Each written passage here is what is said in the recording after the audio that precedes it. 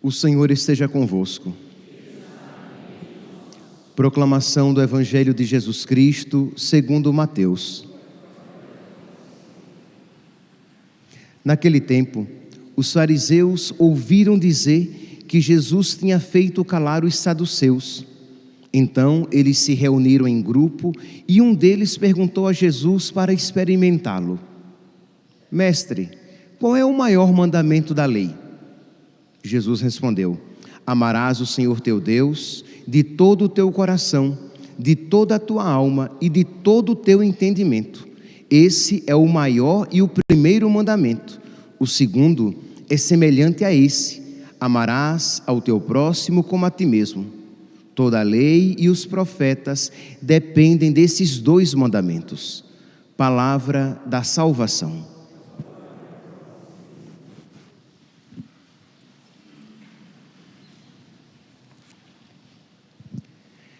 Caríssimos irmãos e irmãs, estamos celebrando a missa votiva em honra ao Sagrado Coração de Jesus. É uma sexta-feira e toda sexta-feira nós nos recordamos com que amor o Senhor nos amou, com grande amor.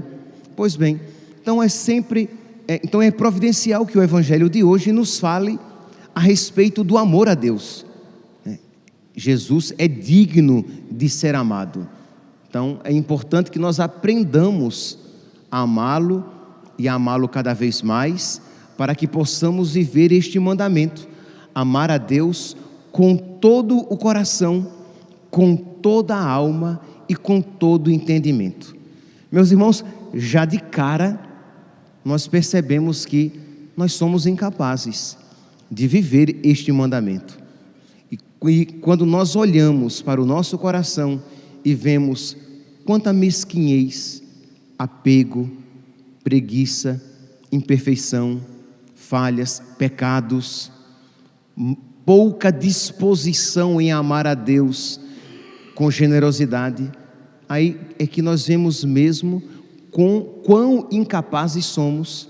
Então precisamos suplicar, como nós refletíamos ontem, na homilia de ontem, precisamos suplicar o Espírito Santo, porque o nosso peito é como este vale de ossos secos, né, a respeito do qual a primeira leitura falou, Ezequiel, que profetiza sobre aqueles ossos secos, e aqueles ossos retornam à vida, são cobertos de nervos, tendões, carne e vida. Pois bem, aquilo que é impossível ao homem é possível a Deus. Então, olhar para este mandamento a partir desta ótica. Ora, preciso amar a Deus com todo o coração, com toda a minha alma e com todo o meu entendimento. Então eu preciso suplicar a Deus esta graça e cooperar com ela. Pois bem, então Jesus diz aqui o contexto que ele é procurado por alguns.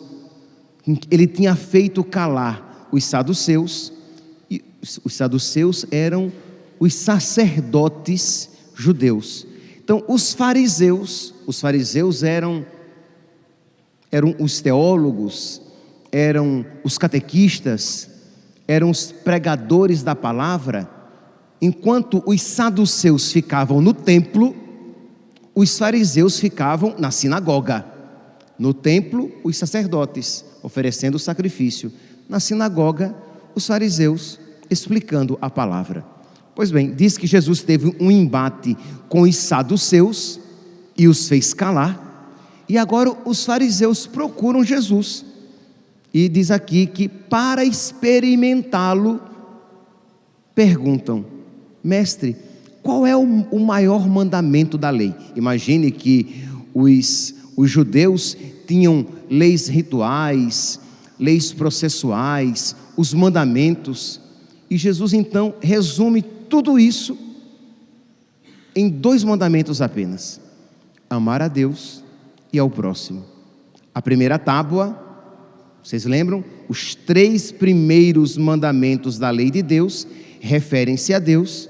Jesus resume em um só: amar a Deus com todo o coração, com toda a alma e com todo o entendimento.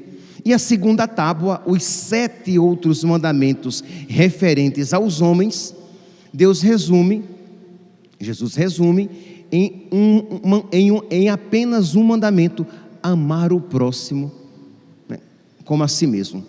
Pois bem, então, meus irmãos, nós podemos aqui nos perguntar, mas como então viver estes mandamentos? Primeiro, amar a Deus com todo o coração, com toda a alma, com todo o entendimento, amar a Deus acima de todas as coisas. Ora, nós percebemos que nós amamos, né, ou pelo menos nós devemos amar os nossos pais, os nossos irmãos, os nossos filhos, os nossos amigos, os conhecidos. Ora, como então harmonizar esta realidade que eu sou chamado a amar os meus irmãos, os meus pais, os meus filhos, os meus amigos, mas eu devo amar a Deus com todo o meu coração? Ora, se eu tenho, pelo menos à primeira vista, pode parecer, se eu tenho que amar a Deus com todo o meu coração, com toda a minha alma e com todo o meu entendimento, então não vai sobrar nada para ninguém. Então eu não vou amar mais ninguém. Se todo o meu coração, toda a minha alma e todo o meu entendimento devem estar voltados para Deus. Mas aqui está, meus santos, nós precisamos aprender a amar as pessoas em Deus, a amar Deus nas pessoas, a amar as pessoas por causa de Deus. Quando isso fazemos, nós estamos vivendo o primeiro mandamento, amando a Deus com todo o coração, com toda a alma e com todo o entendimento. Por quê? Porque quando eu faço o bem a alguém, quando eu dou o meu coração a alguém, quando eu amo uma pessoa, eu estou fazendo isso por amor a Deus.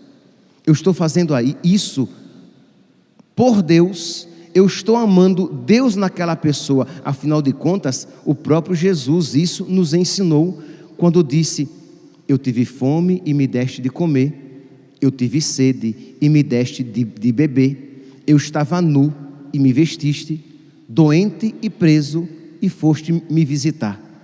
Então nós precisamos dar uma sobrenaturalidade ao nosso amor às pessoas.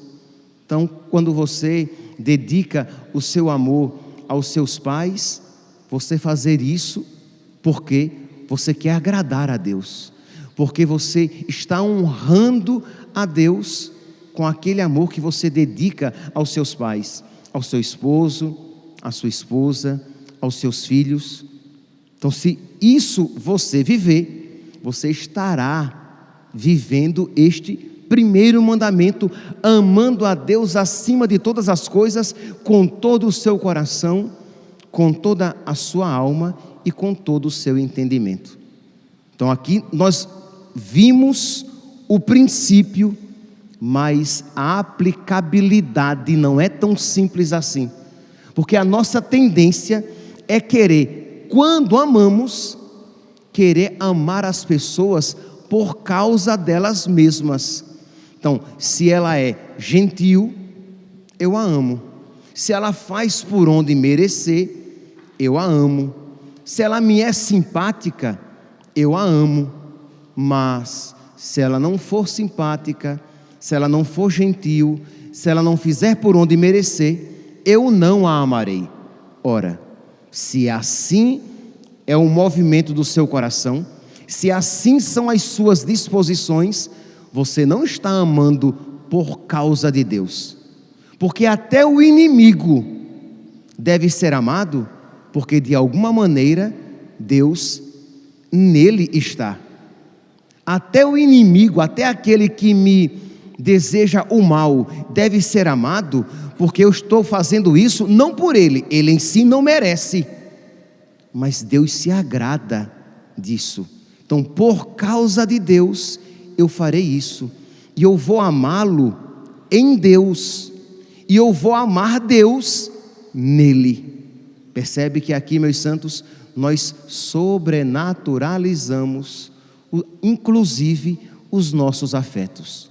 Mas repito, esta não é uma realidade que se alcance num simples exercício.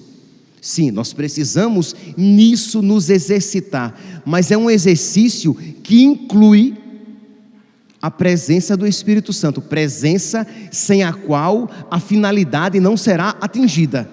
Se você quer aprender a amar dessa maneira, por motivações sobrenaturais, movido pelo Espírito, você precisa pedir a Deus que envie o Espírito Santo sobre o seu vale de ossos secos.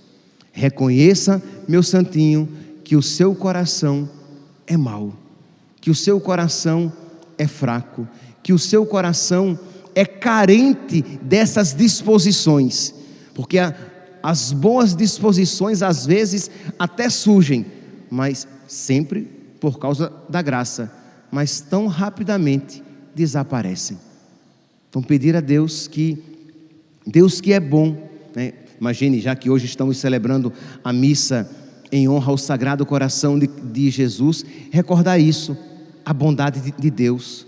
Então Deus não se cansa de me doar as suas graças, e Deus quer ser amado por mim, porque sabe que nisto consiste a minha salvação. A gente às vezes, quando quer ser amado por uma pessoa, a gente quer porque se aquela pessoa me ama, isso me fará bem. Mas com Deus é totalmente diferente. Deus quer ser amado porque isso fará bem àquele que ama. Isso será salvação para aquele que ama, porque em si Deus não precisa do nosso amor, mas porque nos ama, Ele quer precisar. Em si, Ele não precisa da nossa companhia, nós é que precisamos da sua, mas porque Ele é bondoso, Ele quer conosco estar. Por isso que o salmo de hoje, né, é tão bonito, é um chamado a cantar a bondade e a misericórdia de nosso Senhor. Dai graças ao Senhor porque Ele é bom, porque eterna é a sua misericórdia, eterna é a sua paciência, eterna é a sua compaixão, eterno é o seu amor, eterno é a sua disposição de nos conceder as suas graças, porque Ele é bom, porque Ele é misericordioso, porque Ele é generoso, porque Ele é humilde. Deus, a palavra humilde só se aplica perfeitamente a Deus, porque só Ele que de verdade se rebaixa, porque nós, no máximo, nós nos mantemos na nossa situação de criatura, mas Deus se rebaixa para nos amar e para nos elevar. Então, o quanto este Deus merece ser amado. Então eu quero amá-lo, e eu quero amá-lo com todo o meu coração, com toda a minha alma e com todo o meu entendimento. Aqui, meus santos, este primeiro passo. Então vamos, daremos daqui a pouco o segundo passo, mas para ficar claro, vamos então sair hoje aqui desta igreja, depois desta missa celebrada em honra ao Sagrado Coração de Nosso Senhor, vamos sair daqui suplicando Deus esta graça. Meu Deus, me ajude, eu quero te amar, Senhor, mas eu tenho consciência de que eu ainda não quero suficientemente. Então me ajuda, Senhor, a querer mais, a querer com mais determinação, a querer com mais constância, porque eu sou tão inconstante. Quero, não quero, quero, não quero, quero, não quero, não sei se quero. Quero, não quero, quero, não quero, quero, não quero, não sei se quero. Essa inconstância. Então, meu Deus, dá-me constância no amor. E eu sei, Senhor, que isso será um milagre, equivalente ao Espírito que deu vida ao vale dos ossos secos, como nos fala a primeira leitura, porque, Senhor, se existe um nome para mim é inconstância e fraqueza, inconstância e debilidade. Se existe um nome para mim é egoísmo e apego, como, Senhor, fazer isso que sou eu, amar de verdade e amar constantemente. Amar de verdade, constantemente e com todo o coração, com toda a alma, com todo entendimento, tudo aquilo que eu sou e que eu tenho, aplicado para te amar, para a tua maior glória e para a tua felicidade. Eu, Senhor, não sou capaz disso, mas eu creio que a ti nada é impossível. Primeiro passo. Pois bem, então o primeiro mandamento consiste nisso, e ele é o primeiro mandamento, ele é o primeiro em dignidade, mas ele não é o primeiro em aplicação, em aplicabilidade, em execução. Isto é, enquanto este primeiro mandamento, amar a Deus com todo o coração, com toda a alma e com todo entendimento, é o mais digno, desculpe-me aqui a redundância, é o primeiro. O amar o próximo, na aplicação, tem a precedência. O próprio São João, na primeira carta de São João, no capítulo 4, versículo 20 e 21. 1 João, vamos lá, vamos ver se eu estou. 1 João, capítulo 4, versículo 20 e 21. São João diz: quem diz que ama a Deus e não ama o próximo, é um mentiroso. Porque quem não ama o próximo a quem vê, porque quem ama a Deus a quem não vê, não pode dizer que ama. Deixa eu pegar aqui a passagem, porque o padre se atrapalhou, e esse trocadilho, meu filho, então vamos lá para não ter erro, né? 1 João capítulo 4, versículo 20 e 21. Se alguém disser, amo a Deus, mas odeia o seu irmão, é mentiroso, porque aquele que não ama o seu irmão a quem vê, não pode amar a Deus a quem não vê.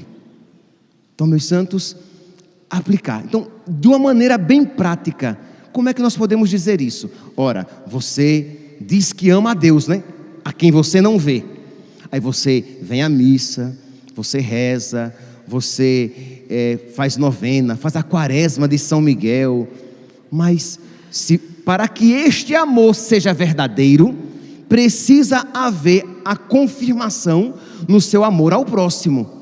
Só que você em casa é um Satanás, é um demônio, você é um mau filho, você é uma esposa impaciente, você é um marido grosseiro, você não quer ajudar ninguém em casa, você é um mau funcionário, você é um fofoqueiro, maldoso.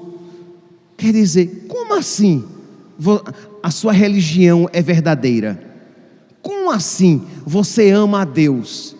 Porque você diz que ama a Deus a quem não vê, mas você não ama o seu irmão a quem você vê.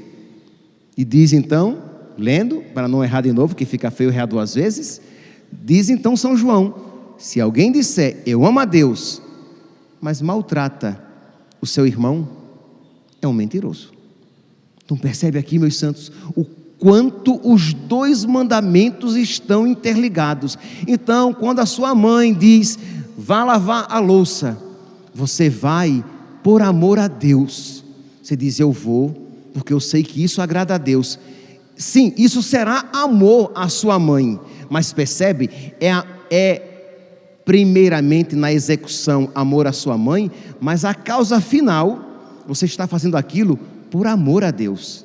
Quando você procura ser gentil com as pessoas vão achar que aquilo é o quê? Que você faz aquilo porque você as ama. Sim, mas a finalidade daquela sua atitude é o quê? É agradar a Deus, é amar a Deus.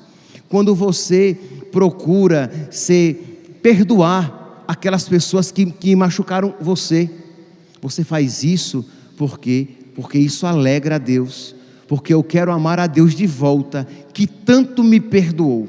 Então percebe, você procura então melhorar, você procura amar de fato os seus irmãos, porque de verdade você quer amar a Deus com todo o seu coração, com toda a sua alma e com todo o seu entendimento. Meus santos, pode parecer que, como diz a expressão, que eu estou chovendo no molhado, mas não é verdade não. Quantas vezes a gente até ouve, né? As mães é que gostam de fazer isso. Elas vêm se confessar e confessam os pecados dos filhos.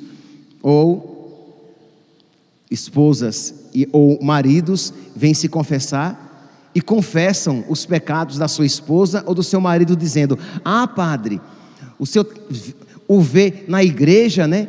Ele tão gentil, tão bom. O senhor não sabe o que é ele em casa.